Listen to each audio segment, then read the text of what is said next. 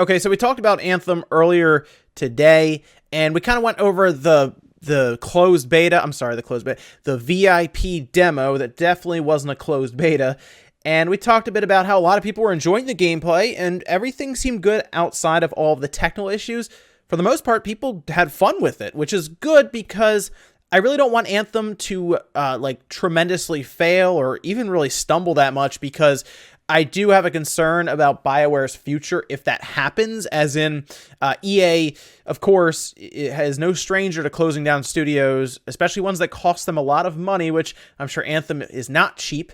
And there is a concern there that if it doesn't do well, that maybe Dragon Age gets shifted, or who knows. Again, they're also they would also be no stranger to shifting around development if they got to get rid of a studio. They will do it. So Anthem did okay minus technical issues, and we'll see what happens as we get closer to release. We have a public demo coming up this weekend, coming up, I believe starting on the 1st of February. And the one thing a lot of us, we knew it was coming, because they told us there would be some sort of cash shop, microtransaction shop, whatever you want to call it. We didn't know how bad it would be, though. They've also mentioned already that there will be shifting, they will change the economy, prices will vary, and that's why it's important to bring this up now, because they do appear to be paying attention and listening. I'm going to talk about why that is and how we know that. But this is an image that was captured for the cash shop for Anthem. It was posted on Reddit, and this is actually an article by Push Square, which I'll leave in the description if you want to read through it yourself. And this starts with, again, the controversy around the cash shop, and you're gonna want to sit down for this one. So they've told us already it's all cosmetic, right? That's the thing that they keep pointing out. It's all cosmetic. There's nothing here that would give you an advantage. We don't want a Battlefront 2 situation. And I say, great, sounds good to me. We don't want that. Cosmetic is still annoying, but we've had that in other games. It's more annoying that this is a $60 game with that, whereas something like Fortnite, which this keeps drawing comparisons to, is not a great comparison, considering Fortnite is free to play, as in you can just download it and you can play it.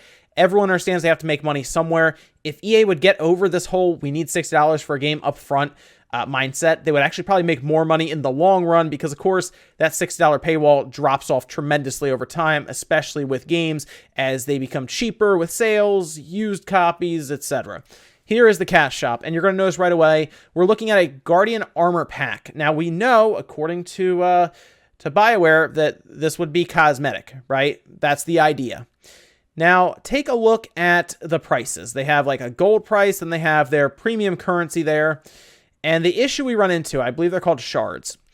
That is actually fairly expensive. It says 2,000 shards. Doesn't sound like a ton, right? Because maybe you're like, oh, maybe it's like 1,000 shards for $1 or something like that. No, that's actually appears to be 100 shards is $1, making that skin, essentially, that Guardian armor pack, $20. And it kind of continues on from there. There's another, there's a Dreadnought armored pack for $20, for example. And then you can see other little skins and shields and stuff to the right of that. Graphics, for example. There's Gum on Shoe. And it seems fairly expensive for all of this. $20 for a skin is very expensive. Again, it's attached to a $60 game. And the thing about this, and the reason I think everyone should be bringing this up and discussing this, is because BioWare appears, at least at the surface, to be asking for suggestions. And if you go to the Reddit thread where it actually popped up, you can see senior systems designer Chris Schmidt actually posted saying, hey there, one thing to keep in mind is these don't represent final stamped for all of eternity pricing. So they appear to be, again, changing up their economy, moving things around. And you can see below that, a lot of other people don't really seem too happy with the prices, and I wouldn't. A skin for $20 is extremely expensive. And we've seen it before with EA. They've shifted at the last minute with something like Battlefront 2, of course, that had a lot to do with Disney, but the backlash was obviously the biggest thing that caused that. So I think it's important to voice your opinion and thoughts on this. And if you're getting Anthem, you should be one of the loudest people talking about this, because this would directly impact the game you're playing.